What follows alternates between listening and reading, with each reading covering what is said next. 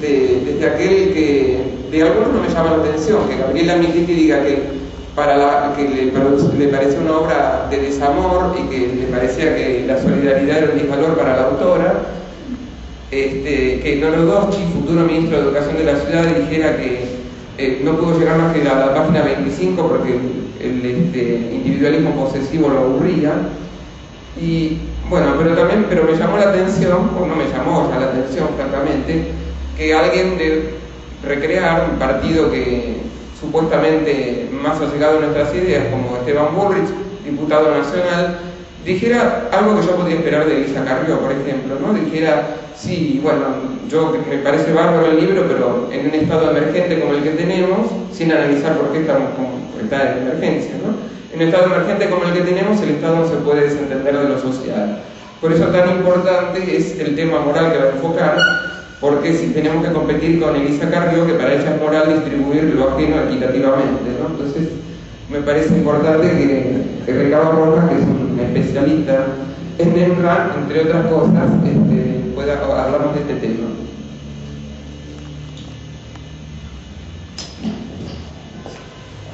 Bueno, muchas gracias a todos por esta invitación. En primer lugar, no es extraño que se publiquen cosas como las que pudieron leer en La Nación, porque eso es lo que Ayn Rand provocaba en la gente. Es decir, Ayn Rand fue una autora que ha sido profundamente venerada por algunos y profundamente odiada por otros, y sobre todo odiada en buena medida en el mundo intelectual. Los académicos no le han perdonado muchas cosas de las que vamos a charlar un poco esta noche. Pero precisamente si hay algo que se rescata de Ayn Rand, por eso su obra ha trascendido todo lo que trascendió, es en primer lugar porque no tenía pelos en la lengua, no tenía medias tintas y lo primero que hacía era definir los conceptos.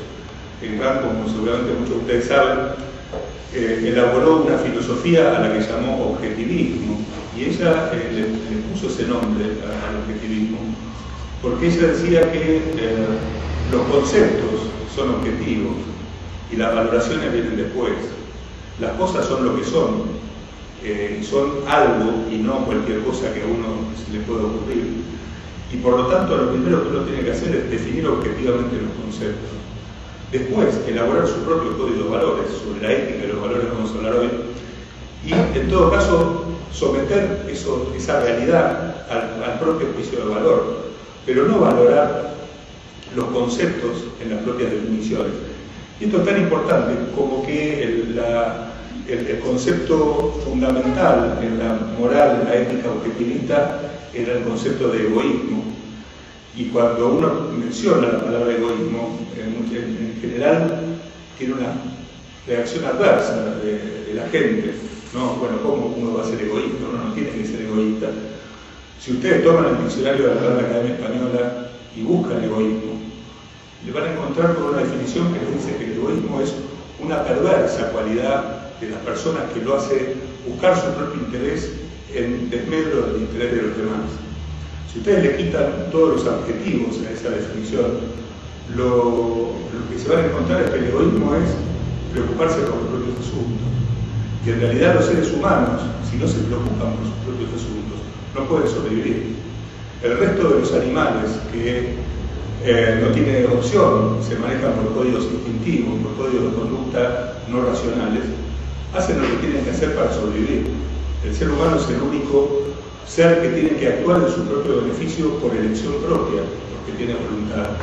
Y precisamente lo que Ayn Rand patentizó con mucha fuerza en sus novelas, sobre todo en La Rebelión de Atlas, que es la novela en la que se cumple 50 años ahora, es que si a un ser humano le desarman las herramientas de su propia supervivencia, si a un ser humano se le anula esta idea de que uno actúa para su propio bienestar, para lograr su propia supervivencia, en realidad queda desarmado y preparado para ser manejado por cualquier dictador tirano que lo quiera manejar.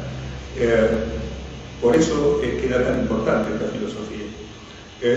Básicamente, para los que no saben quién fue Ayn Rand, Ella nació en San Petersburgo, Rusia, en el año 1905, o sea que vivió la llegada de los bolcheviques y el principio del comunismo. Y de joven, 20 años, luego de estudiar en Rusia, pudo emigrar primero a Europa y después a Estados Unidos, donde desarrolló todo tipo de labores vinculadas con el arte, que es lo que a ella le interesaba, el cine primero en California, desde asistente de dirección y cadete hasta luego empezar a escribir sus propios guiones y hasta convertirse en novelista. Curiosamente escribió una primera novela que se llama Himno, que bueno, afortunadamente ahora ustedes la tienen también en versión española aquí en Argentina, que justamente lo que trata de revitalizar es la palabra yo, una novela, una historia de ciencia ficción ubicada en el futuro, donde la gente había sido masificada y la palabra yo no existía en el diccionario, sino que todos estaban en función del grupo, en función de nosotros. Era la lucha de una persona por descubrir la palabra yo. Lo curioso de esto es que esta novela, escrita en los años 30, no fue publicada en Estados Unidos porque nadie se la quería publicar, y la pudo publicar recién en Inglaterra, la primera versión. Y ella cuenta que le pasó exactamente lo mismo que ahora con la rebelión en la granja. Es decir, uno podía escribir sobre cualquier cosa, podía ser totalmente transgresor en muchos temas, pero no podía meterse con el comunismo, con el colectivismo de ninguna naturaleza, porque el mundo intelectual europeo y norteamericano estaba totalmente contaminado por ideas colectivistas. La revolución rusa era una revolución donde todos los artistas tenían su fe puesta, y esta era la revolución para el nuevo hombre, sin darse cuenta de la maquinaria de dominación que se estaba creando.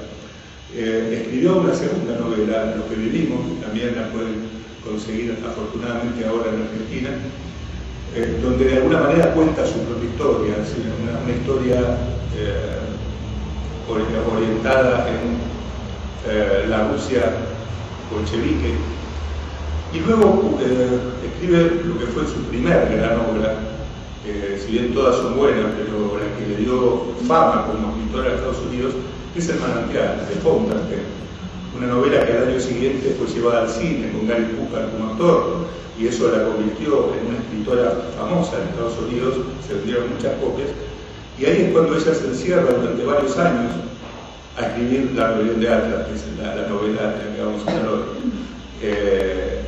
Dicen que durante los años que transcurrieron entre La rebelión de Atlas y El manantial, ella escribió unos 12 volúmenes manuscritos de notas sobre filosofía.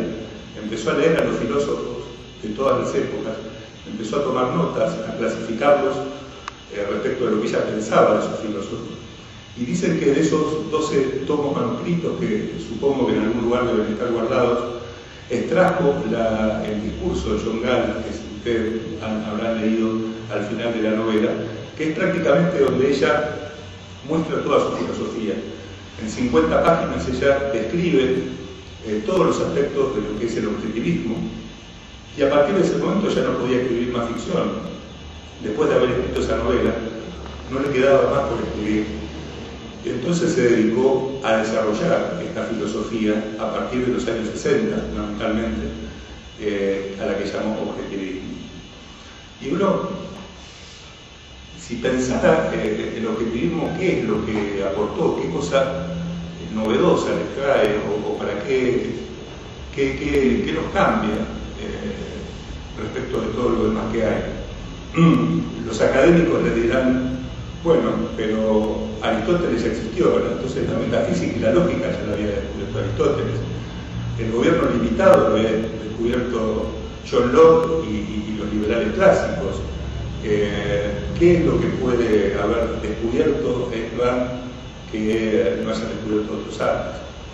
Y uno podría decir una frase que leí en alguna de las, que me pareció muy buena, en alguna de las páginas de los discípulos de Rand, que decía que Rand lo que hizo fue tomar el pensamiento griego clásico, el pensamiento del Renacimiento y el pensamiento del iluminismo escocés, quitarle todas las fallas que tenían esos pensamientos, unirlos, darle una coherencia y crear una filosofía totalmente coherente a partir de esto. Eso podría ser una primera cosa que uno puede decir. En Rand uno puede estar a favor o en contra, pero es difícil encontrarle fisuras en el pensamiento, así que ella ha sido siempre coherente consigo mismo. Por otro lado, y esto es lo que tiene que ver con la charla de hoy, lo que Ayn Rand escribió, las ideas de Ayn Rand sobre la ética, difícilmente puedan ser encontradas con la profundidad con la que ella lo escribió por otros autores liberales. En todo caso, hay muchos autores liberales contemporáneos que están escribiendo sobre ética basados en Ayn Rand, es decir, ella fue como un punto de partida. No es casual que el movimiento libertario en los Estados Unidos haya tenido la fuerza que tuvo en las últimas décadas. Muchos de los principales libertarios se han confesado, influidos en su juventud por las novelas o los libros de Ayn Rand. Y además porque la forma en que Ayn Rand escribía hacía que en 5 carillas pudiera escribir lo que tal vez a un académico le llevara a un libro de 300 páginas. Tenía un poder de claridad, de síntesis, de decir las cosas sin citas. Normalmente cuando Ayn Rand citaba a alguien era para atacarlo, ¿no? para fundamentarse en él. Creo que salvo Aristóteles, alguna cosa de Locke, en general, cada vez que citaba a algún autor era para criticarlo. Y esto hizo que su obra llegara a la gente. Es decir, uno no se encuentra en el subte de Nueva York gente leyendo La acción humana de Mises, pero sí se puede encontrar en el subte de Nueva York con un van gente leyendo La rebelión de Atlas o El manantial. La obra de Ayn Rand llegó al público de una manera muy fuerte, a tal punto que esta anécdota, en el año 91 se hizo una encuesta en la Biblioteca del Congreso de Estados Unidos. La pregunta era: ¿cuál es el libro de los que ha leído en su vida que más lo influyó? No el que más le gustó, sino el que más influyó en su vida. Los 2 libros más votados fueron la Biblia y La rebelión de Atlas. Esto muestra hasta dónde era importante el pensamiento de Ayn Rand. Ahora, yo le decía que posiblemente el tema de la ética haya sido el más importante, o donde Ayn Rand hizo aportes más fuertes y también más controversiales, ¿no? Porque precisamente quienes más la critican son los que no pueden soportar su defensa del egoísmo racional o su defensa del individualismo en los términos en que ella lo hace. Pero en realidad Ayn Rand fue transitando una a una las ramas de la filosofía, y lo bueno que tiene su pensamiento es que uno prácticamente va deduciendo de la lectura qué es lo que viene después. Ayn Rand se basó en el concepto de realidad, tomó la metafísica de Aristóteles y dijo: miren, a mí no me vengan a inventar cosas de mundos paralelos, del mito de la caverna de Platón, del mundo nominal o fenomenal. La existencia es lo que hay, A es A, como se simboliza la ley de identidad de Aristóteles. Lo que existe, existe. Yo no puedo evadir. Si quiero tratar de elaborar una teoría desconociendo este principio, va a ser una teoría de fantasía, igual que todas las de los grandes filósofos que partieron de posiciones irreales. Si mis cimientos son irreales, el edificio que voy a construir va a ser irreal.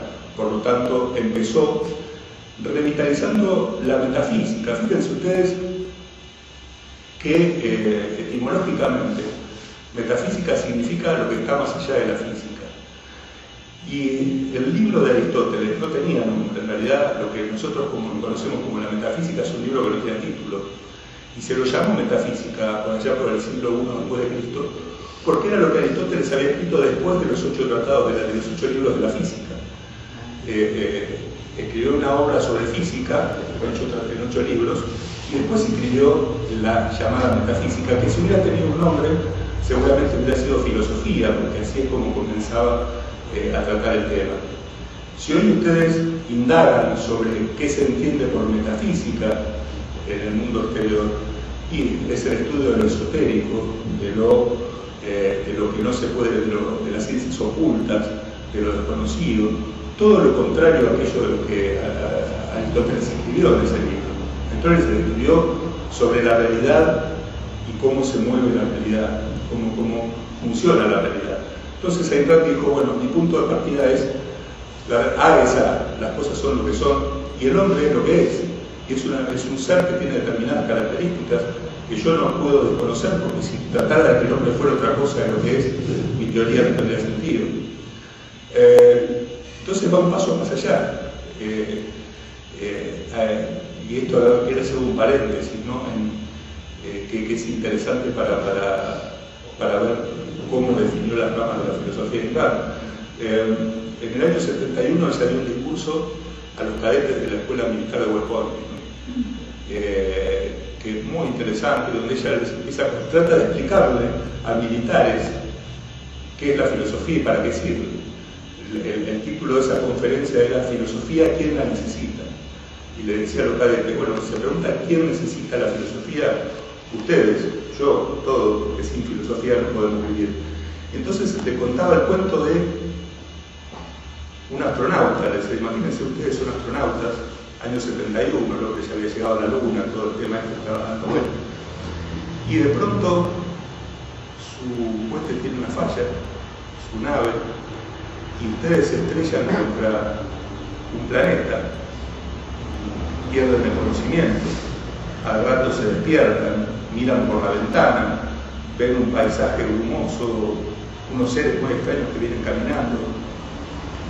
¿Ustedes cuáles serían las primeras preguntas que ustedes se harían? Y se decía, bueno, probablemente lo primero que se preguntaría es ¿qué es lo que me rodea? ¿Dónde estoy? ¿Cómo es el mundo que estoy afuera? ¿Es un lugar donde yo puedo respirar? ¿No puedo respirar? ¿Es un ambiente hostil o no es hostil? La segunda pregunta es ¿cómo puedo saberlo? ¿Qué mecanismos tengo para conocer esa realidad? ¿Mis instrumentos puedo confiar en ellos después del choque? ¿Mis sentidos puedo confiar en ellos o no? ¿Puedo imaginar que puedo abrir la puerta, salir y encontrarme con esos seres y no va a pasar nada? Porque por mi voluntad así lo deseo. ¿O las cosas suceden independientemente de mi voluntad y lo que yo tengo que hacer es buscar cómo entender o comprender la realidad? Y finalmente, una vez que tomo contacto con esa realidad, ¿qué es lo que debería hacer? ¿Qué conducta debería asumir? Y se decía, estas tres preguntas contestan las tres primeras ramas de la filosofía. La metafísica, el estudio de la realidad, dónde estamos, en qué mundo estamos, cómo se maneja este mundo. La epistemología, la teoría del conocimiento, cuál es la herramienta que el hombre tiene para conocer la realidad. Y la ética, cuáles son los valores que el ser humano debería elegir para conducirse en esa realidad. Entonces, como les decía, primero desarrolló una metafísica basada en Aristóteles, desarrolló una lógica, no hay otra herramienta que el ser humano tenga para tomar contacto con la realidad de lo que la lógica. El hombre no es omnisciente, no tiene respuestas absolutas. Todo lo que decida, lo decide de forma voluntaria. Tiene una cantidad de defectos respecto a otros animales, porque un oso cuando viene el invierno no decide si va o no a meterse en una cueva. Su instinto directamente le dice que lo tiene que hacer. Un ser humano tiene que tomar cada decisión voluntariamente. Y para discernir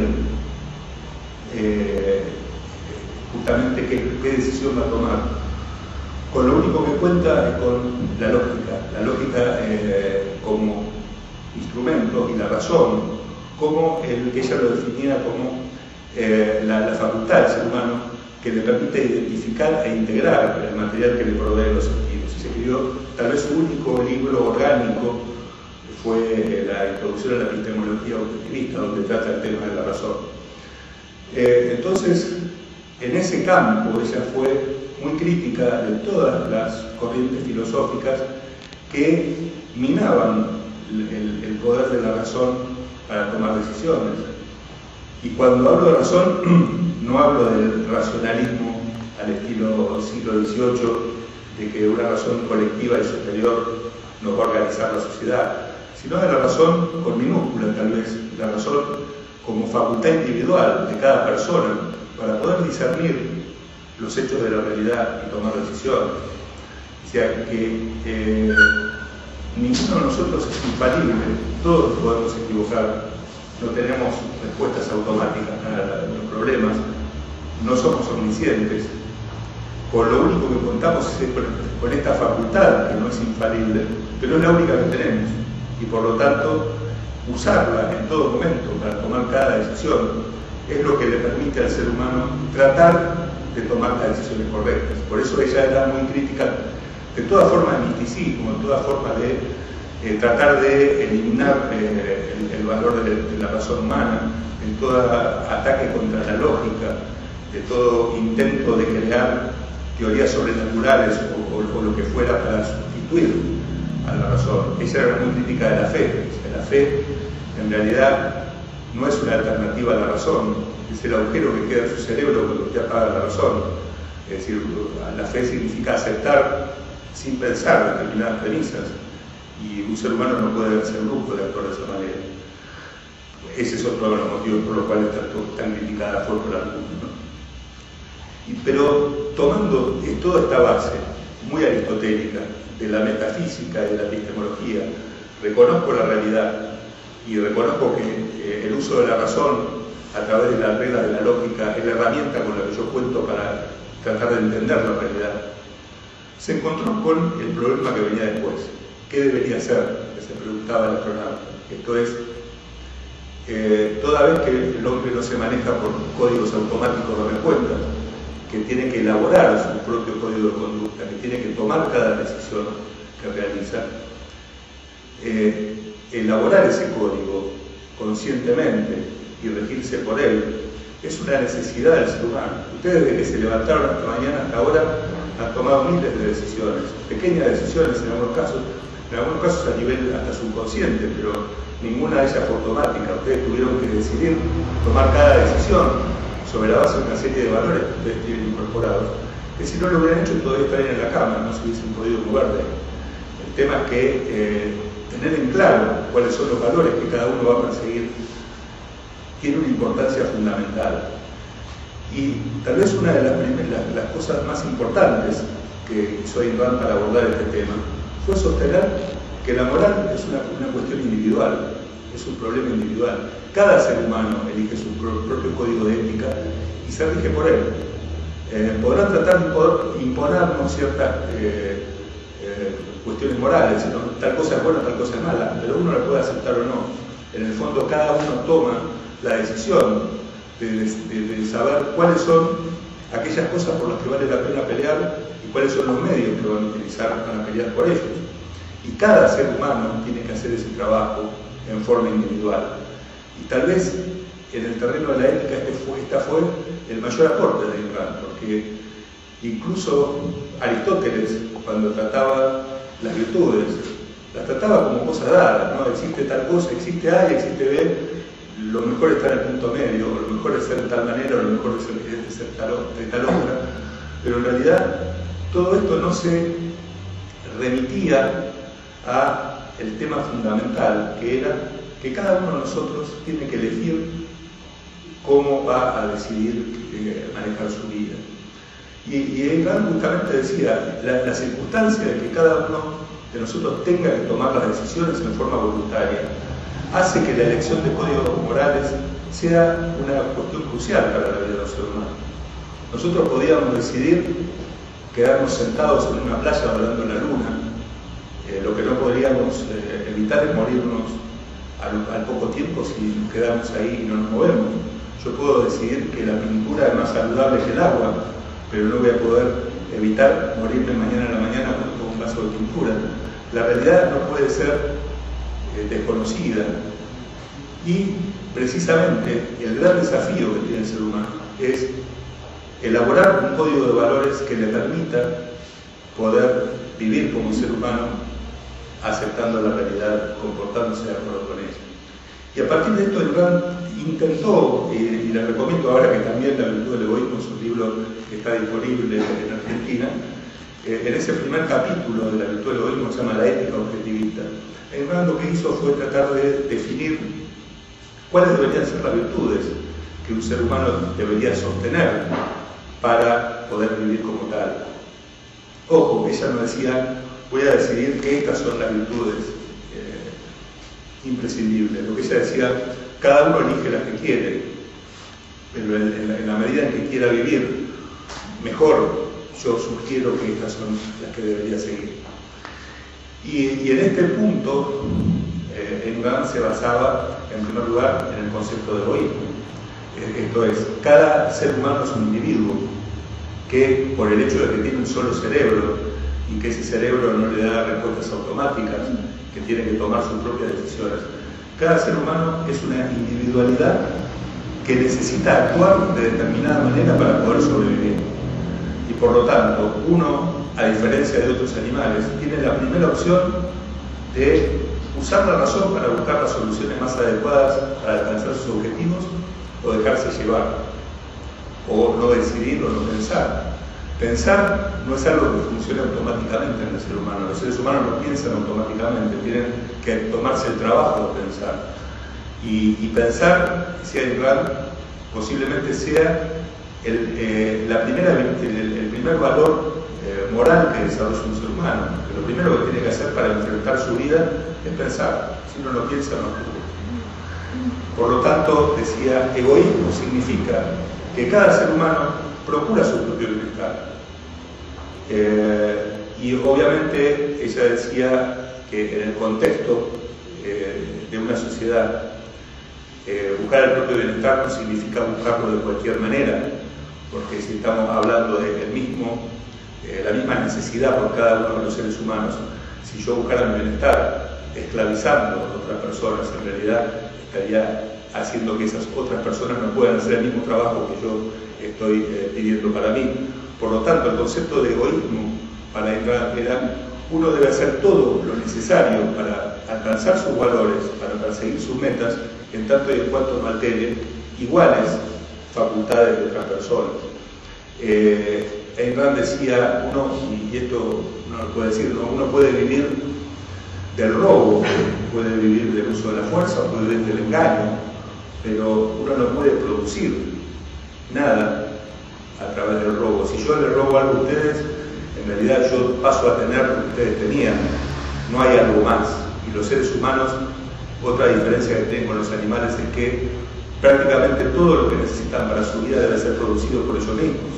Todo, fíjense, desde la luz eléctrica, este micrófono, este edificio, la silla donde están sentados, la ropa que tienen puesto, todo es producto de la acción humana. Y por lo tanto, no es el robo ni es el engaño lo que genera riqueza, sino el trabajo productivo. Por eso, para Ayn Rand, las principales virtudes, de las cuales deducía otras, y alrededor de las cuales elaboraba toda su teoría ética, eran la racionalidad y la productividad. Ayn Rand decía que justamente el primer valor que uno debería sostener, la primera virtud que uno debería sostener, es la racionalidad, esto es, actuar racionalmente en procura del propio bienestar. Y en segundo lugar, la productividad, esto es, poner el producto de su cerebro al servicio de una actividad productiva que le permita sobrevivir. Un ser humano no sobrevive solamente pensando, tiene que pensar y actuar en consecuencia. Por lo tanto, a la racionalidad se le suma la idea de productividad, la idea de que uno es un valor moral para cada uno, producir lo que uno necesita para poder sobrevivir. Obviamente, a partir de ahí definía virtudes tales como el orgullo como el reconocimiento de la propia valía, ¿no? La autoestima es un bien fundamental para un ser que reconoce su valor individual y por lo tanto sentirse orgulloso de los logros era una virtud fundamental en el pensamiento de Ayn Rand. La justicia, que es actuar siempre reconociendo que cada uno es lo que es y que el principio de identidad es el que rige el mundo y por lo tanto cada uno es lo que es y debe reconocer si es lo que tiene. La integridad como virtud vinculada con el mantenimiento firme sus propios valores, aún en situaciones adversas. Esto es, Ayn Rand lo que hizo en el terreno de la ética fue rescatar el concepto de individuo y elaborar una teoría ética y también política, que es el corolario, basada en reconocer al individuo tal cual es. Por eso es que les hablaba de que todas las ramas de la filosofía estaban entrelazadas para ella. Es decir, ¿por qué debemos reconocer que el ser humano es individual, que es egoísta, que debe ser productivo, etcétera? Porque estamos reconociendo al ser humano como lo que es y cuáles son las características que tiene y cuáles son los requerimientos que tiene para su vida. Si un ser humano no se mueve y no actúa, se muere. El resto de los animales tienen códigos instintivos que le indican cómo moverse o qué es lo que tiene que hacer. El ser humano no tiene nada de eso. Tiene un mecanismo que le permite hacer cosas que los demás animales no pueden hacer, pero que no funciona automáticamente, sino que tiene que hacer el esfuerzo de ponerlo a funcionar y actuar en consecuencia. La fuerte defensa de Ayn Rand respecto al egoísmo racional, el individualismo, el orgullo de ser un individuo, la racionalidad, el orgullo de la productividad, es decir, el orgullo de que siente alguien que produce por su propio esfuerzo, lo que puede verse en las novelas, ¿no? Tanto La rebelión de Atlas como El manantial son dos ejemplos muy claros de personajes que sienten el orgullo de ser productivos y de alcanzar sus metas. Howard Roark o Dan Taggart, según la novela. Llegaron además estas ideas en momentos de gran colectivización de las ideas en los Estados Unidos, ¿no? Ella de alguna manera revolucionó un mundo académico intelectual basado en la tibieza, en la zona grises. Uno no puede... Ayn Rand escribió un paper que está en la Virtud del Egoísmo, que se llama La ética de la moral gris, ¿no? Y ella decía, bueno, hay una tendencia entre los filósofos a no ser extremista, ¿no? Es decir, el académico le debe decir, no, mire, no hay que ser extremista, no hay que buscar los extremos, las cosas no son blancas o negras, hay que buscar el punto medio, hay que estar en el medio de todo, hay que ser moderados, etc. Y en realidad, si ustedes tienen un vaso con cianuro y un vaso con agua, la pregunta es si uno debería mezclar un poco de cianuro con el agua para no ser extremista. El punto es que si hay cosas que son buenas y cosas que son malas, lo que Ayn Rand decía, debemos fervorosamente sostener las cosas que son buenas. Algo que le producía mucho malestar a los académicos en el mundo, sobre todo en Estados Unidos de aquella época, que no soportaban que alguien sostuviera principios en forma tan vehemente.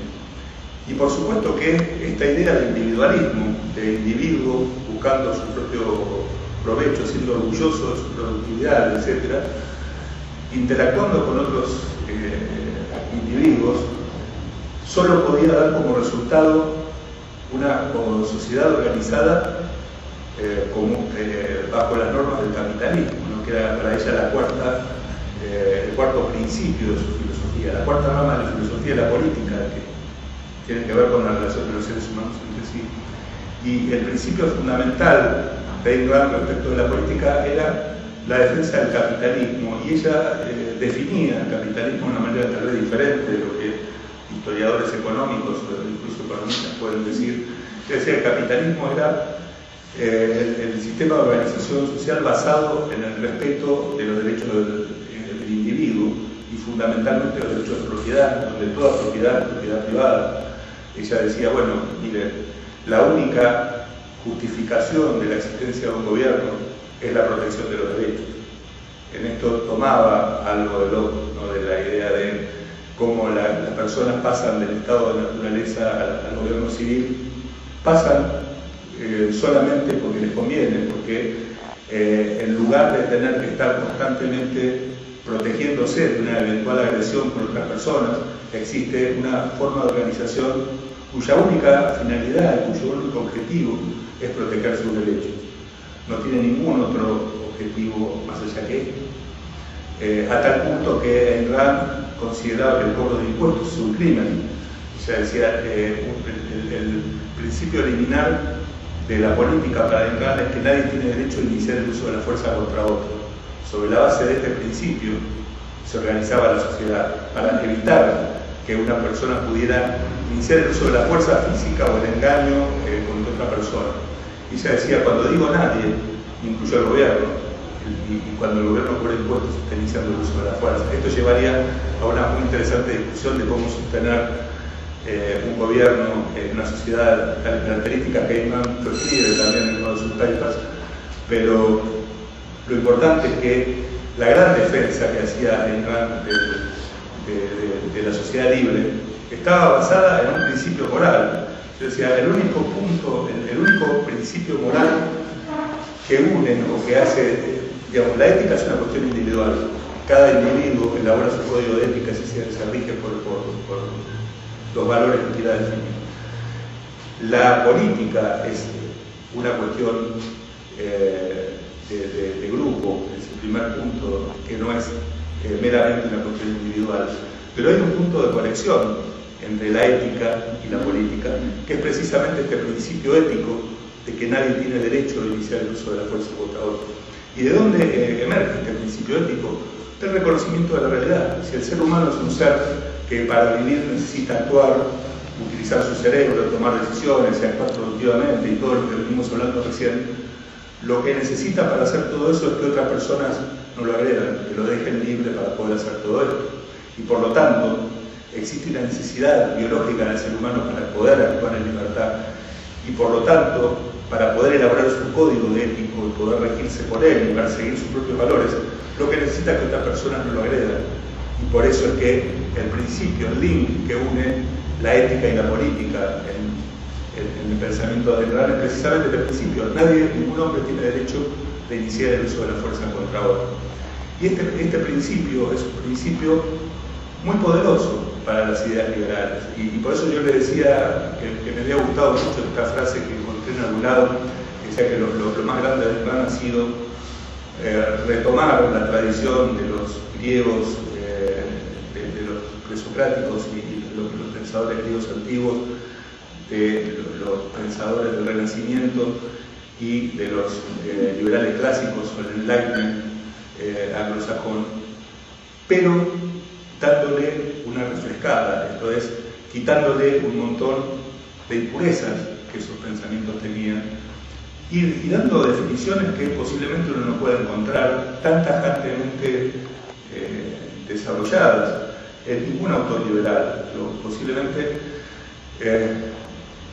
los académicos la critican porque dicen que era demasiado extremista en su forma de expresarse, pero nadie le va a poder cuestionar en plan que ha sido clara en su pensamiento y que haya descrito principios fundamentales del liberalismo y de la ética individualista en términos mucho más claros que cualquier otro pensador que nosotros podamos pensar, en los que nos imaginemos, ¿no? Lo que otro escritor escribía en un libro, ella lo podía escribir en un paper de 5 o 6 carillas, ¿no?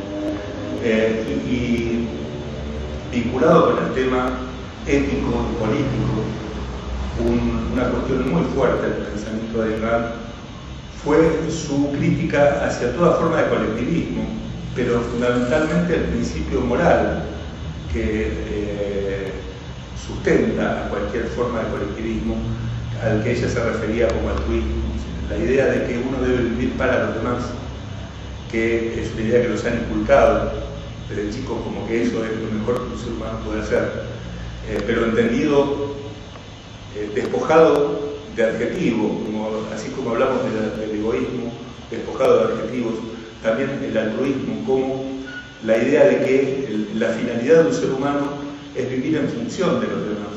O sea, este principio moral que es inculcado por muchas vías en el mundo a las personas desde que nacen, es lo que fundamenta cualquier forma de colectivismo que uno pueda imaginar. Y por eso es que la lucha política es en primer lugar una lucha ética, una lucha por recuperar el sentido de lo que es un ser humano y de cómo funciona y cuáles son sus valores. Y recién después, posiblemente cuando uno tiene claro el problema ético. La organización política surge espontáneamente porque seres humanos que reconocen el principio de que deben vivir por uno mismo y no vivir de los demás, seguramente se van a organizar políticamente de una forma tal que no van a tratar de hacer que otros trabajen para uno o que otros paguen por lo que uno, no pretender que otros sean sirvientes de uno, sino organizarse de tal manera donde cada uno tenga la libertad de explotar su propia capacidad del mejor modo posible y no verse interferido por otras personas. Por eso creo que, bueno, les agradezco, creo que hay muchos conocedores de Ayn Rand aquí, así que seguramente podamos hacer algún diálogo ahora. Creo que es un gusto para mí poder estar aquí homenajeando a Ayn Rand a 50 años de este libro que a mí me cambió la vida. En realidad creo que es casi algo que he escuchado mucho tiempo a lo largo de mi vida, pero a mí también me ha pasado, ¿no? Muchos que hemos tomado este libro en la juventud, cambiamos, empezamos a ver la vida de otro modo y creo que es muy justo poder rendir este homenaje. Bueno, muchas gracias. Yo, que no soy filósofo, me interesó la filosofía como le puede interesar a cualquier persona interesada por las distintas disciplinas de la vida. Y a lo mejor cometo un pecado de soberbia, que me perdonen los filósofos, pero yo leyendo a Aristóteles, leyendo a Ayn Rand y un poco a Locke, y después todos los demás filósofos posteriores me parecieron unos rebuscados y unos chantas. Es decir, no me explicaban absolutamente nada, me hablaban de cosas que podían ser pero que no era lo que veíamos pero que existían. Y la verdad que los únicos que me dieron respuesta a cuestiones básicas fueron Ayn Rand y Aristóteles, con las imperfecciones de su época, lógicamente, ¿no? Ahora mi pregunta, mi discusión con Ayn Rand a lo mejor es semántica nada más. ¿Por qué ella, si parte de la idea, ella descarta la fe como modo de conocimiento, que es coherente con su pensamiento, por qué llama metafísica? ¿No sería mejor que dijera ontología a la parte sí, esa de...? Sí, yo me gusta usar esa palabra porque es más claro lo que Ayn Rand quería decir. Es decir, Ayn Rand, para un filósofo, y pasa mucho tiempo, muchas veces cuando uno dice, bueno, vamos a hablar sobre la metafísica de Ayn Rand, me miran como diciendo, ¿pero de qué vamos a hablar? Cuando habla con un filósofo tiene que hablar, bueno, vamos a hablar de ontología, que es la ciencia del ser, en cuanto a ser. Eso filosóficamente es totalmente correcto. Lo que pasa es que yo creo que Ayn Rand lo que quiso hacer fue de alguna manera retomar la tradición aristotélica. Y la metafísica más bien hablan los filósofos religiosos, dicen la ontología para las cosas para el ser, para las cosas, y la teología para lo que ellos llaman Dios. Entonces todo eso es metafísica, las dos cosas, ¿no? Seguro, yo en algún momento hay una publicación aquí que se llamaba El poder de la mente, hace 20 años, algunos por ahí lo han visto, que los primeros fascículos era Ayn Rand puro, había citas de Ayn Rand, había cuadros y cosas de Ayn Rand explicadas de una manera muy impresionante. Y cuando iba avanzando, empecé a hablar de la percepción extrasensorial, de cosas rarísimas, claro, que ellos consideraban metafísica, pero y ahí se fue desbandando totalmente, porque yo conservé solamente el primer volumen de esa publicación. Pero yo creo que Ayn Rand no se preocupó mucho por el tema semántico. Ella de alguna manera estaba homenajeando a Aristóteles y como bueno, que además dijo metafísica no por lo que dijiste, sino porque estaba después de los capítulos de la física, claro, post-física más bien. Claro, era lo que la entendieron como algo más allá de la... Claro, posiblemente sea confuso hoy para nosotros, pero también hay que tener en cuenta que Ayn Rand no era una filósofa profesional. Ella fue una novelista y cuando leyó la metafísica de Aristóteles y vio que justamente eso era la base a partir de lo cual quería escribir, se le ocurrió ponerle a esa primera rama metafísica. Es lo mismo que lo que pasa a veces cuando alguien me dice, pero ¿por qué Ayn Rand hablaba de egoísmo? Hubiera hablado de estima propia, autoestima o cosas así que son más digeribles por la gente. Está traducido, como me parece que en inglés pero ella habla de egoísmo, habla de self-esteem y habla de egoísmo como sinónimo. En algunas partes lo menciona de una manera, de otros otra, pero lo cierto, sí, el título del libro, Self-esteem, perdón. del propio, pero en realidad ella utilizaba indistintamente en su escrito la palabra egoísmo también, que lo consideraba sinónimo. Pero el punto es que ella quería decir algo muy especial. Si el resto de la gente no le gustaba, a ella le interesaba un poco. Claro, y también más efectos. Y epistemología y nociología serían... También, porque... Ella llama epistemología la razón. Exacto, sí, uno puede decir la nociología es la rama de la filosofía que más se adecua a lo que ella trataba cuando hablaba de epistemología. Pero le vuelvo a decir, son categorías o nombres que ella le dio sin ser filósofa, pero con un contenido muy estricto, ¿no? Digamos, no está mal que nosotros le pongamos otra palabra para significar lo mismo, porque nos parece más preciso. Seguro que sí, pero no está mal que cada uno haga lo que quiera. Yo cuando yo tengo que hacer un trabajo sobre Ayn Rand y hago la cita al pie, cuando hablo de metafísica, haciendo justamente esa aclaración, ¿no? Esto tal vez se entendería mejor como nociología para los que son filósofos, porque está hablando de la teoría de ontología, está refiriéndose a la teoría del ser, al estudio del ser y de la realidad. Pero sí, son cuestiones terminológicas tal vez, ¿no? Sí. Hay dos temas, dos asuntitos que a partir de la lectura de Rand, quizá equivocada, quizá errónea mía, me hicieron medio cortocircuito. Los quería comentar para que de alguna manera me lo aclares. Uno tiene que ver con el concepto de fe, que vos hiciste alusión a la hora de tu discurso, la destrucción que hace y una persona que la lea, que la vigila bien, termina el libro de Reino de Atlas y la cruza, me parece, ¿no? a la fe.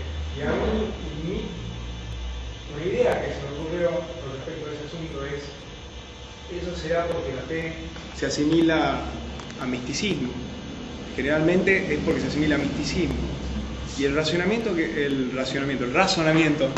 que hago yo es, si la percepción del ser humano de la realidad, tenemos que admitir que tiene un límite, la dinámica de la realidad es compleja. Lo que nosotros vemos, o hasta donde nosotros podemos alcanzar a percibir, tiene un límite. Después de eso, tendría que haber... uno debiera de confiar de que se van a cumplir ciertas condiciones. Sí, después de eso tener dos alternativas, o decir no sé, o decir prefiero que las cosas fueran, me gustaría que las cosas fueran de alguna manera. Claro, el punto es, si yo digo y acepto que no sé, o que mis sentidos perciben con límite, entonces no necesito de alguna manera la fe en algún punto para actuar, y no por una fe mística, sino por una, digamos así, una fe racional sobre asuntos que mis sentidos no perciben. Yo te preguntaría lo siguiente: si vos fueras ciego en estos momentos, y estuvieras en la esquina, dirías, bueno, voy a cruzar la calle y espero que no me pise un auto, o tratarías de buscar otra forma de cruzar la calle? Si fuera ciego, podría cruzar la calle implicaría un acto de mística absoluto. Entonces, claro, podría decir, no, acepto que soy ciego, acepto que no sé qué hay adelante, le pido a alguno que me ayude. Bueno, eso es racional. La otra alternativa a lo racional es decir, confío en que alguna fuerza sobrenatural me va a proteger para que nadie me pise cuando atravieso la calle. Es que no quiere ese punto, quiere el punto de que me parece muchas veces, una vez vi por ahí una graficación de que el sendero, justamente el sendero de la vida, uno sabe a dónde quiere ir, pero uno es como un auto que ve solo a 100 metros, y mirando a 100 metros confía en que las cuestiones se le pueden llegar a dar. Bueno, ahí, ojo, el tema es, yo entiendo lo que vos apuntás y hay un punto que es cierto. Bien, ¿no? Sí. Hay un punto que es cierto de que el hombre no es omnisciente, que hay un montón de cosas que nosotros no sabemos y que hay un montón de proyectos que nosotros queremos hacer a largo plazo, respecto de los cuales un montón de datos no los tenemos. Ahora, frente a esa posición, esa situación, que es una situación que es parte de la naturaleza del hombre, vos podés, lo que Ayn Rand diría es que el valor moral o la conducta moral tuya sería hacer el mayor esfuerzo posible para obtener la mayor cantidad de conocimiento posible dentro de las limitaciones del conocimiento humano, porque eso no te va a impedir equivocarte. Ayn Rand distinguía dos tipos de errores. el error de conocimiento y el error moral. O sea, uno se puede equivocar porque le falta el conocimiento, y esto es parte de la vida del hombre que es infalible. Pero uno puede equivocarse también porque no se tomó el trabajo de obtener el conocimiento necesario. Entonces, si vos te tomás todo el trabajo para conocer y aún así te está faltando información, bueno, le das para adelante y ojalá que salga todo bien. Pero eso no es misticismo en términos de Ingram, no es fe. Es simplemente, bueno, yo no soy omnisciente y me puedo equivocar, hago el mayor esfuerzo, pero aún así nada me va a garantizar los resultados, ¿no? Porque si no, no estaríamos hablando de razón, sino de algo que es omnisciente o que es infalible.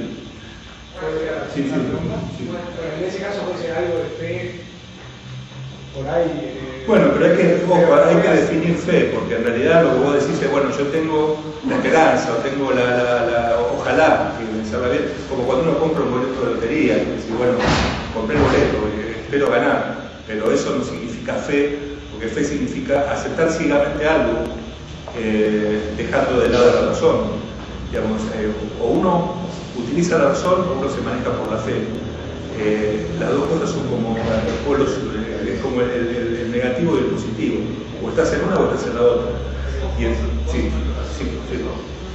Una cosa es un sistema de creencias, todos tenemos un sistema de creencias porque no somos omniscientes. Lo que no aceptará el principio de contradicción, o sea, si el sistema de creencias viene en un punto donde se contradice con la realidad, eso no lo acepta como creencia, lo acepta como la fe sí lo puede aceptar. Eso está clarísimo. Pero por eso es un sistema de creencias, todos tenemos un sistema de creencias porque en realidad lo que pasa es que nuestro sistema de creencias lo basamos en una epidemiología, la ciencia nos da, por ejemplo, un método para poder hacer que ese sistema de creencias sea coherente, sea consistente y no sea contradictorio. La fe no te va a dar eso. Porque vos podés llegar a creer en cosas que contradicen la realidad, pero las crees por fe. Somos inferiores, no conocemos, etcétera, etcétera. Rand no acepta que es el principio de contradicción. No acepta la expresión que tiene que ser. La segunda, ya es una pregunta directa, es de la lectura de, no sé si lo niega. Hay que definir también. En Rand habla del consciente y el subconsciente. Lo que Rand le dice es que el cerebro o la mente del hombre funciona como una suerte de computadora, donde vos tenés una memoria virtual y tenés un disco rígido. Y entonces tu conciencia es todo lo que vos estás procesando en este momento. Y todo lo que vos estás procesando en este momento lo guardás en algún lugar de tu disco, que es el subconsciente. Y justamente lo que Rand dice es que el ser humano puede sobrevivir gracias a que precisamente tiene la capacidad de almacenar toda esa información y extraer lo necesario cada vez que tiene que resolver una cuestión. En ese caso entonces, cuando plantea la vida como continuo o como una continua disyuntiva entre pensar o no pensar, ¿no sería entonces que está de alguna manera contradiciendo ese principio? Es que cuando ella dice pensar o no pensar, a veces uno lo decía, pienso o no pienso, justamente porque estamos afectados por el inconsciente. Bueno, pero lo que ella te está diciendo cuando te habla de pensar o no pensar, te está diciendo razonar o no razonar. Esto es tomar decisiones. Base en la realidad. Exacto. Tomarme el trabajo de analizar lo que tengo enfrente y tomar una decisión usando la razón o dejarme llevar y resolver cualquier cosa. Digo, a eso se refiere cuando habla de pensar o no pensar. No porque obviamente el ser humano, en términos biológicos, la mente del hombre siempre está funcionando. El tema cuando utiliza la palabra pensar, muchas veces lo que se está refiriendo es a poner en marcha el mecanismo de la razón, es decir, razonar sobre el problema que tiene que resolver o no razonar. ¿No? Sí. No, quería hacer una aclaración entre el inconsciente y lo inconsciente. Rand, el inconsciente, según Freud, eso no lo considera como o sea, lo considera falsa la teoría. De hecho, hay una carta a un filósofo. Pero el inconsciente, no lo inconsciente. No, el inconsciente lo niega, no a qué se refería, al inconsciente freudiano. Gracias. Sí. ¿Cómo se puede aplicar así a temprano en lo que tenemos en el sistema educativo argentino? ¿Tema educativo argentino? Yo me acuerdo, por ejemplo, esta idea que se permite. Yo era partido de la Asociación Argentina, democrática, cultura ciudadana, alerta, todo eso, lo incluimos, dice que es una cultura sociable. Lo mismo que decir. Ahora digamos, ¿cómo se puede aplicar esa teoría a un sistema educativo, digamos, colectivo? Digamos, una cuenta como dice pertenencia del país, de patria. Porque el nombre es Estados Unidos. Sí, ojo, ahí hay varias cosas. Lo primero que hay que hacer es dinamitar el Ministerio de Educación, si no quieren tener un sistema educativo. Pero supongamos que ya pasamos por eso. Ojo, una cosa es hablar del individualismo, porque el ser humano es un individuo, pero es un individuo sociable. Entonces, el ser humano es un individuo que naturalmente es proclive a tener relaciones con otros individuos, no es que cada uno se busca una isla desierta y se va a vivir feliz en una isla desierta. El tema es que disfruta el ser humano de la sociabilización y es parte fundamental de su vida. Ahora, esa sociabilización se realiza en términos de libertad, en términos de intercambio de valores voluntariamente, en términos de reconozco primero mi individualidad, porque soy un individuo, quiero estar con esta persona y tener tratos libres y voluntarios con esta persona. En ese contexto uno puede explicar la sociedad, puede explicar hasta el país y la nación. En realidad era profundamente pro-norteamericana, a pesar de que era rusa, por los valores de la que había sido la Revolución Norteamericana, la Constitución de Estados Unidos, el primer país que había hecho una revolución y había organizado un gobierno para proteger derechos. Y en ese sentido ella era muy patriota. El patriotismo, ¿no? El patriotismo, un concepto racional del patriotismo es que uno ama el lugar que tiene, es decir, uno ama su propiedad. Y cuando uno vive en un país que está organizado para protegerlo a uno ama su país. No significa que porque uno sea un individualista tenga que ser antipatriota. El problema es que en Argentina hay muy pocos motivos por los cuales uno quiera ser patriota, pero si este fuera un país como fue alguna vez, tal vez tendríamos todos mucha más ganas, mucho más cariño todavía por el país. Y en este sentido no hay incompatibilidad de ser individualista a ser sociable e incluso ser patriota. Escúchame, el término patria, Sí. yo lo, así como está en general en el ámbito, en el aire, yo lo asocio a una expresión colectivista. Sí, bueno, porque en nombre de la patria se han cometido los más horrendos crímenes a lo largo de la historia. Sí. Claro, pero por eso yo digo, por eso decía un concepto racional de patriotismo. Obviamente, lo mismo se podría decir del concepto de gobierno. Lo único que ha visto el gobierno en Argentina es algo que está... Esa es la discusión filosófica de Rothbard con Rand. Y yo estoy más cerca de la posición de Rothbard. Es una posición por ahora filosófica, no podemos llevar a la práctica porque existe otra cosa. Si mañana vamos a ver los impuestos, es un robo los impuestos.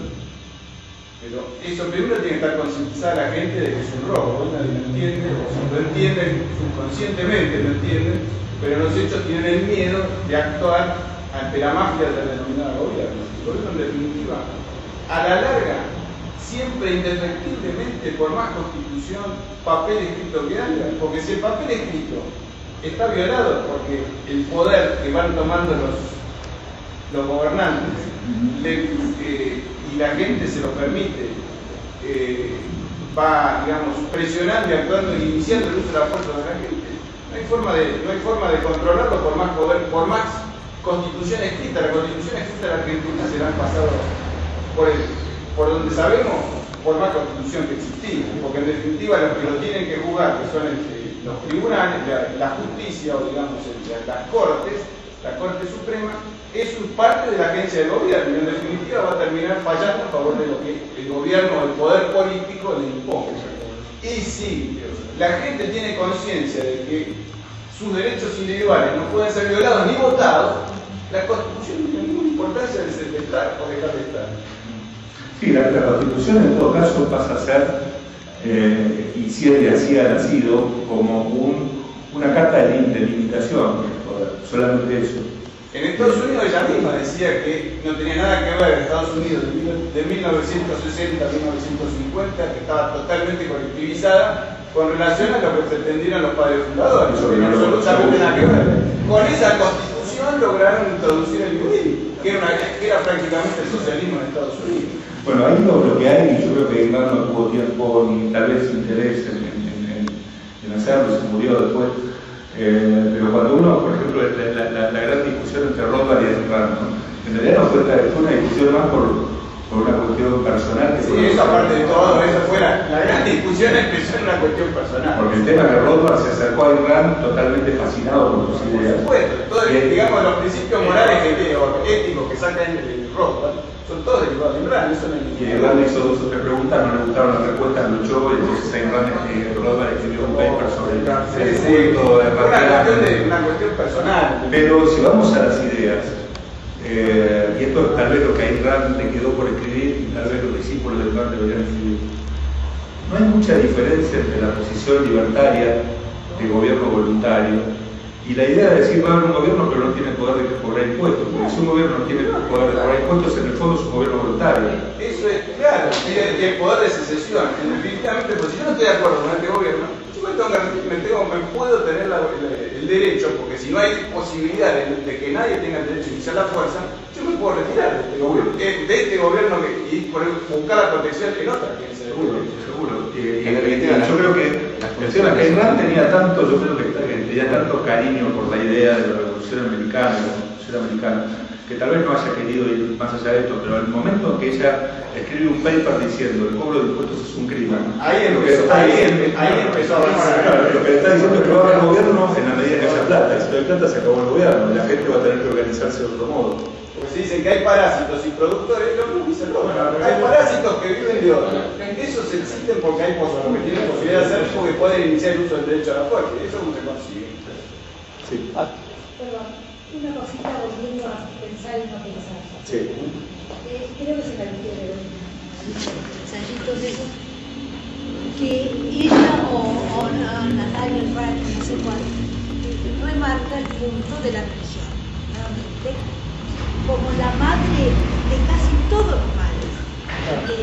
El niño que es enseñado a que ciertas cosas puede no entender, no gustarle, no verlas claras, no importa, pero son así. Entonces ahí empiezan esas personas a no pensar, en cierto modo. Hay varias formas. Aceptar paquetes celestiales. Hay varias formas de misticismo, pero posiblemente la religión sea la más fuerte de todas. Es raro que decía, bueno, si a un chico desde que nace le enseñan que hay un mundo sobrenatural, que hay alguien que siempre lo está observando y lo va a castigar si hace las cosas mal, si no cumple determinadas normas, etc. En realidad lo que está haciendo es un cortocircuito en su capacidad para razonar.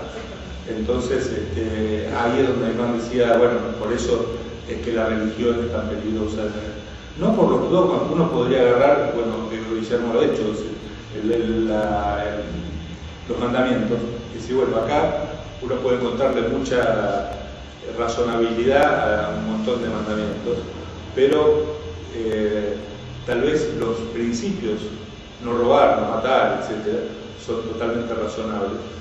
Pero lo que hay del trasfondo, es decir, que bueno, esto Dios se lo dio al hombre, y el que no cumpla con esto va a ser castigado, se va a ir al infierno y todo lo demás, y que uno acá tiene que vivir para servir a los demás, porque su premio va a estar en otra vida, porque se muera, etc. Eso termina minando la posibilidad de que un ser humano pueda actuar racionalmente, o empieza a hacer un switch. Bueno, para algunas cosas soy racional, para otras no. Y además súper endeble, porque si antes que se muere se arrepiente, ya está haciendo. Bueno, hablaban de Voltaire, ¿no? Voltaire durante toda su vida había sido Voltaire. Había sido ateo, o agnóstico en realidad, pero bueno, ateo. Y 10 minutos antes de morir, le agarró el miedo. Se agarró el miedo y pidió que llamaran al cura. Y parece que el cura vino, le hizo extremaunción, y después se recuperó. Cobró la conciencia, le contaron, le dijo, no, pero ni aunque me esté muriendo, ni me esté pidiendo que no venga un cura más, y volvió a entrar en coma y volvió a pedir un cura, pero eso está. Rey dice que tres formas de moralidad son irracionales, que es la basada en la religión, la que suplanta a ese Dios o a la religión por lo social, lo colectivista, y después la tercera, que sería el relativismo moral, que no hay cualquier cosa vale. Dice que las tres son falsas, que la verdadera moral estaría en la racional. Seguro. La racional y objetiva. Bueno, racional la razón es el método por el cual la persona puede tomar un contacto objetivo con la realidad. No tendría otro vehículo más que usar la razón a través de las reglas de la lógica. No podría haber una razón lógica, correcto, no objetiva como procedimiento. ¿Cómo no? No, te quería hacer esta pregunta porque la Saga hace poco, en un seminario que hizo en Guatemala, dijo que en los círculos académicos europeos estaba viendo la idea de que iban a cerrar las facultades de filosofía. Habida cuenta de lo que pasa en las facultades de filosofía y las consecuencias que ha tenido la filosofía para el mundo, creo que Ayn Rand, como Popper, como tantos los que lucharon contra esas ideas subjetivas de la realidad, por lo tanto contra ese relativismo moral, lo verían muy de su agrado, ¿no? Porque en realidad justamente lo que ella dice que digamos, le da muchísima importancia a la filosofía. La filosofía es vital para la vida de los humanos. Todos nosotros nos basamos en algún principio filosófico. El tema es que hay que tal vez rever la teoría filosófica del mundo, no cerrar las facultades de filosofía, sino que se empiece a enseñar otras cosas. Los disparates que se enseñan. Claro, seguro. Pero y además por el valor que se le daba a la filosofía. Cuando vemos las vertientes que hay dentro del campo de la filosofía y que han llevado a una tragedia enorme a la humanidad, ¿eso no es porque ese razonamiento es subjetivo y deja de ser objetivo? Seguro, pero como decía Tocqueville, los males que trae la democracia se curan con más democracia, los males que trae la filosofía se curan con mejor filosofía. Es decir, lo que falta en el mundo son filósofos como la gente. El problema es que las universidades han sido dejadas, y no solo la de filosofía, la de economía, la de derecho, es parte de una filosofía incorrecta, digamos, en aplicaciones del derecho incorrecto, correcto. Bueno, con mala filosofía todo lo demás funciona mal. Bueno, claro, porque la filosofía lleva al positivismo legal, en definitiva. Seguro, el dirigismo económico. Al intervencionismo económico. Yo siempre digo que Comte y Keynes son los que fueron funcionales a los aspectos, a los gobiernos, para intelectualizar su intervencionismo, su poder de regulación. Eso le dieron las bases intelectuales, digamos, pseudo-intelectuales para hacerlo. Porque, perdón, sí.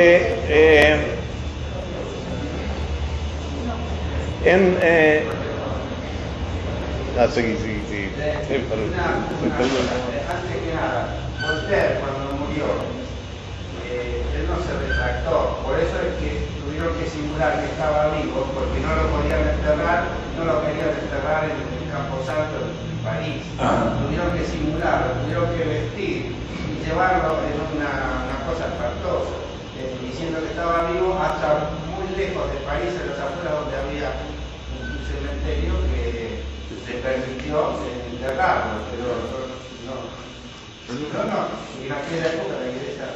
Cuando yo lo que quería decir respecto al misticismo, yo cuando estudié todo esto de Ayn Rand y el egoísmo, estaba todo en pugna con mi educación, que era católica y salesiana, no sé si el colegio salesiano. Pero después, pensando, que no es que encontré algunos puntos de contacto. Por ejemplo, me comencé a acordar de dos que quiero citar acá. El principio de que a mí me enseñaron que yo soy una persona creada por Dios, a imagen de Dios, y que mi cuerpo es el templo del Espíritu Santo, me decían, y que tengo que honrar ese principio. Y Ayn Rand más o menos está diciendo, ahí hay un punto. Y el otro aspecto es ese que dice, me enseñaron a mí, que ama a tu prójimo como a ti mismo. Y si uno no se ama a sí mismo, mal puede amar al prójimo, porque si yo me odio a mí mismo, ¿qué puedo hacer con mi prójimo? Entonces, esos dos principios, un punto de fricción tienen con lo que uno Es que uno puede encontrar puntos de conexión en muchas filosofías o muchas incluso religiones, por ejemplo. El punto, ¿cuál es la base de todo? La salvación individual también, no es de lo colectivo. El ciego se salva, en cada religión se salva en función de lo que hace o dice, lo que piensa o hace él, no lo que la sociedad. Claro, pero el problema, lo que más le diría es que todos estos principios están basados en la aceptación de un dogma y en el temor de hacia una fuerza superior y sobrenatural, que si no hacemos esto cometemos un pecado y lo vamos a denunciar. Es raro que le diría, mire, esto es parte de su naturaleza. Además no sirve, porque supongamos, eso puede ser válido para el que tiene fe, pero tendría en la búsqueda de una filosofía que pueda abarcar a todos, a los que crean, a los que no crean, y pueda ser norma de moral objetiva. Seguro, por eso ha fracasado el intento para mí, ¿no? Porque claro, uno puede decir, bueno, pero hay corrientes del pensamiento cristiano que están en favor de los derechos individuales y todo lo demás. Pero ahí la pugna, uno entra en pugna porque dice, bueno, esto les sirve a ustedes y yo soy ateo. Entonces, o encontramos un punto básico de coexistencia, que seguramente lo vamos a encontrar, pero en el cual la religión no va a estar involucrada. Pues, la religión es un tema individual. Si cada uno tiene profesa la fe que quiere profesar y toma la decisión que quiera tomar, y eso es parte de la elección de códigos morales. El punto es que justamente mientras rija ese principio ético-político de que nadie tiene derecho a iniciar el uso de la fuerza contra otro, el mundo puede coexistir y si ustedes quieren desayunar con pintura es un problema de ustedes. Pero justamente la no agresión, que además está en muchas de las religiones, es el principio básico de la coexistencia. Y también esto que decía yo de la dignidad del hombre, sí. Porque ambos, obviamente, a veces el mensaje religioso es malversado también. Sí, seguro. Y algunos pretenden que lo cumplan personas que no son. Yo sé que cuando decido cumplir algo no de la religión o de la cultura católica, las instrucciones o los consejos son para mí, de ninguna manera obligan al otro que tiene otra idea. Seguro. Pero algunos piensan que es para todos, ¿no? Claro, la caridad significa que ustedes donen a los pobres, pero yo no. Y piensen que la caridad, en todo caso, o la benevolencia, a la que Iván se refería mucho como una virtud fundamental, son cuestiones totalmente individuales. No se pueden llevar, no podría haber principios religiosos o morales vinculados con actos de gobierno. Cada vez que el gobernante dice vamos a ser caritativos, le está sacando la plata a la gente para... Eso es robo, Eso es robo. La orden no puede haber, como decía una de las frases favoritas de una de las frases favoritas de una pistola no es un argumento. Si nada que esté hecho a punta de pistola puede ser un argumento moral. Y justamente... a punta de ley, digamos. Claro, bueno, es que detrás de la ley está la pistola. Ella habla de situaciones de marcos analistas también. Bueno, sí, todo un tema que si te evocamos ahora nos vamos a ir a la madrugada. Los detractores no parecieran ver. Claro, seguro, ella en realidad ella tiene un capítulo que es la ética en caso de emergencia, que en realidad termina diciendo, mire, la ética es una sola, no hay una ética para las emergencias, una ética para la vida común. Y además la crítica de los tipos que, por ejemplo, hacen de las emergencias, que son las excepciones, como si fuera una regla general. Seguro. Bueno, Cuba, por ejemplo, tiene el estado de excepción de 1958, o sea, vivió en estado de emergencia desde hace 50 años. Y el gobierno dice, vamos a pasar del estado de emergencia. Por más que haya puntos de contacto con el código moral religioso con respecto al código moral objetivista, el punto es que el código moral religioso está basado en dogma. O sea que parte, y eso ya es endeble, porque parte de un autoengaño. No digo una contradicción, porque es dogma, ni siquiera se contradice con nada. Es que los principios éticos de la filosofía objetivista, que vuelvo a repetir, Kant no lo planteaba como la verdad revelada, sino que decía, mire, si un ser humano quiere vivir con todos los problemas que tiene, yo creo que debería seguir esto. Pero una característica fundamental es que uno la tiene que redefinir constantemente, porque uno está tomando decisiones todo el tiempo y cada vez que toma una decisión puede elegir no actuar de otra manera. Entonces, en la medida que refuerza sus principios éticos, va a comportarse así. De lo contrario, nada impide que de un día para el otro decida convertirse en irracional y comportarse de otra manera.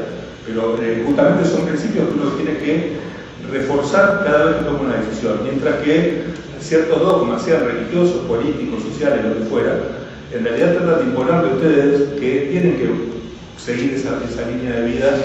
Siempre negando la mente. Exacto. Siempre negando la mente. Exacto. Como una mutilación. Quería decir una cosita, no, que Rand, la gran virtud me parece a mí de Rand es haber pasado una filosofía a una historia, porque así Hume decía que la civilización es un aprendizaje de la historia, y en realidad cuando vemos los aprendizajes de la Biblia, las enseñanzas de la Biblia están basados todos en hechos reales y sus consecuencias, o sea, en la acción humana y sus consecuencias. Por eso ahora se está hablando mucho de que Sófocles fue más importante que Platón, en el sentido que los contadores de historias nos acercan a la verdad y a la naturaleza humana con más claridad que lo que han intentado hacer los filósofos. Bueno, el propio Platón y el propio Aristóteles en realidad lo que hicieron fue reescribir buena parte de lo que los autores presocráticos habían desarrollado y que ellos y que no habían podido recopilar. Platón constantemente está poniendo cosas en boca de otros, porque buena parte de lo que se sabe de los presocráticos, que son las crónicas de Platón, ni siquiera sabemos que hayan dicho eso, es lo que Platón dice que dijeron, pero de pronto es muy probable que Parménides haya desarrollado la ley de identidad mucho antes que Aristóteles, y Aristóteles lo que hizo fue tomar buena parte, por eso es tan importante y es un enigma tan grande, ¿no?, el hecho de que todos estos autores presocráticos en realidad dejaron muy poco escrito y que uno en buena medida tiene conocimiento de lo que dijeron a través de Platón y Aristóteles, pero si uno tuviera acceso a lo que ellos realmente desarrollaron, posiblemente haya sido mucho más todavía de lo que se conoce. Ricardo, no es el tema de que en esa época en realidad no escribían nada, sino que eran todos diálogos que iban manteniendo con discípulos y... En algunos casos sí, en algunos casos hay formas escritas, hay muchos autores que han dejado textos escritos, pero también la tradición oral era muy fuerte. Y por eso es que Platón fundamentalmente toma mucho de esa tradición oral. Platón escribe y pone el nombre de sus personajes, evoca a sus personajes muchas cosas que eran la tradición oral de lo que los presocráticos habían dicho antes. Sí. Fíjese una cosa, doctor, salvando las distancias, Ayn también escribió una Biblia, porque ella trascendió en sus libros de literatura y llegó al público a través de esos cuentitos que en la época de la Biblia o de los escritos bíblicos se decía que venían de Dios, justamente para sacarlo del plano pedestre y llevarlo a esa jerarquía superior, de forma tal que esa mentalidad de personas pudieran llegar a comprenderlo así. Incluso los que lo escribían no usaban un nombre, sino daban un nombre de que esto lo escribió Salomón. Y ella algo debe haber compartido, porque cuando escribe el manantial no se limitó a un escrito técnico, o cuando escribe, por eso la rebelión de Atlas es tan densa, ¿no? Entonces de alguna forma toma ese punto y a través de ese cuento, o de eso que está pasando, va transmitiendo sus ataques. Yo creo que, no sé si tanto no nos leí, pero el discurso de John Gall es la síntesis. Si yo tuviera que acá separamos capítulos, creo que si queremos darle la esencia, digamos, técnica de este asunto, es el discurso de concentratorio. Pero previo a eso, hay que... La gran diferencia es que Iván sostenía que eso era ciencia ficción, no pretendía que Dios lo había revelado en realidad, mientras que la Biblia se supone que son verdades reveladas por Dios, ¿no? Hay quien dice que se puede conocer la realidad de dos maneras: leer la rebelión de Atlas o la Biblia al revés. Son las dos caras de la moneda. Y por eso no es casual que en Estados Unidos se hayan sido votados como los dos libros más influyentes en la gente, ¿no? Durkheim dice de que a los textos bíblicos se le dio un carácter sobrenatural para alejarlos de la crítica humana, porque claro, si no la crítica humana hubiese hecho con esos textos lo mismo que la crítica hace con los textos de Rand. Es cierto. Una pregunta. Volviendo al tema de la relación entre gobernantes y gobernados y la función de los impuestos. Sí.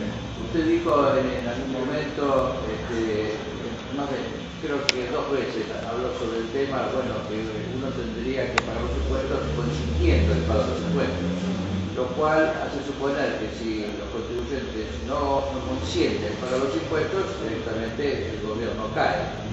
Y usted dijo, bueno, la gente tendrá que organizarse de otra forma.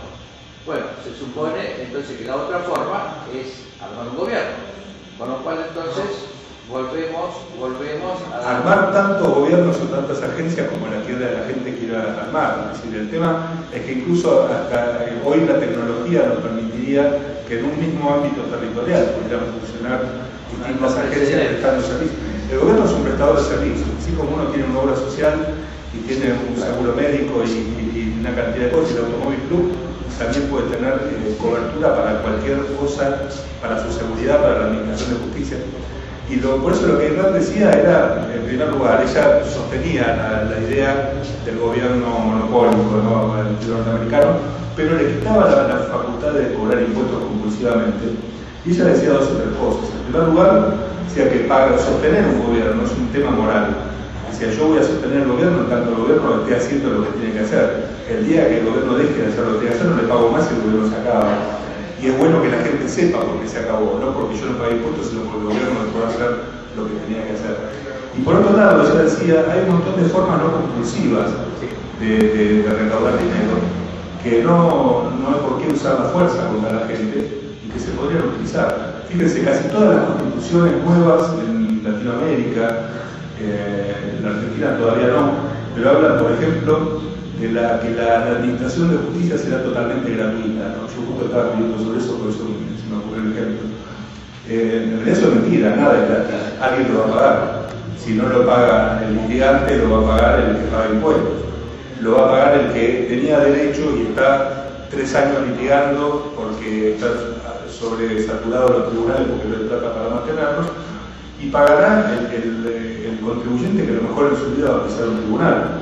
Entonces uno dice, bueno, ¿no sería mucho mejor, más justo que pague el que violó un derecho, el que no cumplió un contrato, el que violó una ley, que sea el que pague por el servicio de justicia a través de la tasa de justicia? Entonces el punto es, uno tiene distintas formas de poder cobrar sin iniciar el uso de la fuerza. Y esto es algo que nunca se ha prestado mucha atención en Argentina, pero creo que si nos pusiéramos a trabajar en eso, posiblemente podríamos encontrar muchísimas maneras en las cuales el gobierno se llena la boca diciendo que está prestando un servicio gratuito, que en realidad no es nada gratuito, y que en realidad podría cobrarlo a los que demandan el servicio y no al resto de la gente. Esto era como en el siglo XVIII. Claro. Hay un dicho al respecto que dice que el gobierno no hay nada que tener gobierno que antes no te vaya a entrar. Seguro. Pero el productor solamente pueden dar los que producen, y productores son aquellos que intercambian bienes y servicios libre y voluntariamente. El gobierno, como lo hace por la fuerza, no es productor, en realidad gasta ingresos y productos de la gente. Ese tema del producto bruto, el que agregan como si el gobierno provocara ingresos, que agrega cosas al producto, en realidad detrae el producto bruto, porque lo único que hace es gasto, le roba, le saca, se extrae, le expolia a la gente para gastarlo. Es de nuevo el principio colectivista de la caridad a punta de pistola. Cada vez que el presidente va a inaugurar un conjunto de viviendas, él no puso un centavo. Saca la gente, cuando dice los diarios, saca la billetera, sacó la billetera, yo no lo puedo decir, la gente se lo tira. O un tren en Puerto Madero. ¿Cómo? O un tren en Puerto Madero, para que no ande nadie. Claro, seguro. Bueno, a mí me sirve. Ni los turistas. Pero el punto es que ahí hay un tema moral muy fuerte, que tiene parte de la concepción colectivista. Entonces dicen, qué generoso y qué magnánimo que es el presidente que construyó todas estas casas. En realidad no puso centavo, se lo quitó al resto de la gente. Entonces son las dos visiones, o cada uno, sobre todo a los pobres, y el gobierno tiene la función de asegurar esos derechos para que cada uno pueda crecer lo más posible dentro de su propia capacidad, o pretendemos que el gobierno es el dueño de todo, él quita la plata y después la redistribuye como le parece. En el medio de esas dos posiciones hay un montón de puntos medios, pero son los dos extremos. Sí.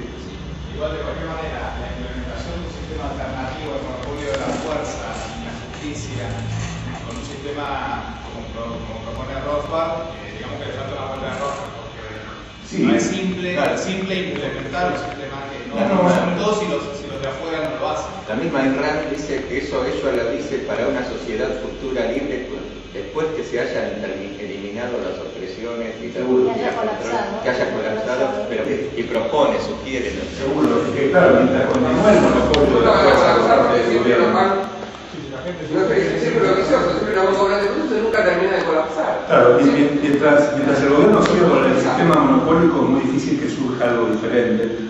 Pero de todos modos, ustedes tienen áreas, por ejemplo, de la Administración de Justicia. En Estados Unidos hay una cantidad de temas comerciales y derecho marítimo, etcétera, donde nadie se le ocurre pisar un tribunal. Buscan árbitros privados porque son los que saben y saben resolver, y las mismas partes acuerdan sus contratos. Así como en Inglaterra, en definitiva, Perdón, y en la Argentina está siendo así, porque ningún gran empresa pisa los tribunales, bueno, ni los pobres tampoco. En Argentina uno pone cualquier problema, vamos a los tribunales de Nueva York. En realidad que es una forma de decirle, buscamos un modo alternativo de solucionar el conflicto. Hay un área importante en la Argentina que funciona así, o sea, todo el negocio de cereales funciona sobre la base del tribunal arbitral. Y es una justicia que se dicta en muy poco tiempo, es muy económica, es muy rápida y dictada por conocedores del tema. Bueno, ustedes saben que en Europa comercio también tiene un tribunal en Europa, en el siglo, a partir del siglo XIV hasta el siglo XVIII, lo que hoy conocemos como derecho comercial surgió en los puertos europeos, Amalfi, Venecia, Barcelona, como forma que los propios comerciantes organizaban a través de la aplicación de los usos y costumbres para resolver sus conflictos. Tenían árbitros que no eran abogados, eran comerciantes, iban desarrollando una suerte de common law basado en la el más prestigioso dentro de Exacto. Hasta que en el siglo XVIII aparece la idea racionalista, que por eso le decía la racionalidad con mayúscula y aparece el Estado sobre la base de la concepción mercantilista de que había que tener una balanza comercial favorable. Empieza a considerar el comercio como una cuestión de Estado y empieza a dictar códigos de comercio donde el comerciante y la actividad comercial deja de ser el objetivo de ese derecho y las funciones del Estado de dirigir la economía pasan a ser la función primordial. Entonces, todo ese derecho consuetudinario elaborado por los comerciantes se dejó de lado y aparecieron los códigos de comercio. Pero el mundo tuvo un gran desarrollo durante muchísimo tiempo sobre la base de la libertad total, donde los propios comerciantes resolvían sus problemas. Por eso dijo Ronald Reagan, si se acuerdan, no hay palabras, algo así como, hay unas palabras que son las que más miedo me dan, y eran, soy del gobierno y quiero ayudarme. Claro. Para la gente en la época feudal, el señor le cobraba a su siervo para que pudiera vivir y trabajar para él. O sea, trabajaba para él y tenía que pagar después. Pero a cambio le daba seguridad y justicia. De alguna manera la sociedad norteamericana se va destruyendo en la medida que se ha sacralizado en los impuestos, ¿no? Hoy un evasor impositivo en Estados Unidos debe ser que fue los terroristas y los evasores impositivos. Y este culto a que el Estado tiene el derecho a ser mantenido y que hay como un deber sagrado de pagar los impuestos, es lo que poco a poco ha ido arrastrando a la sociedad norteamericana hacia el colectivismo. Claro, exacto. Justicia y defensa. Sí, y él iba a la guerra con las tropas para defender la tierra de otro señor que se Sí, que digamos, al menos dentro del sistema tenían alguna ventaja. Sí, por ahora ya no le dan nada.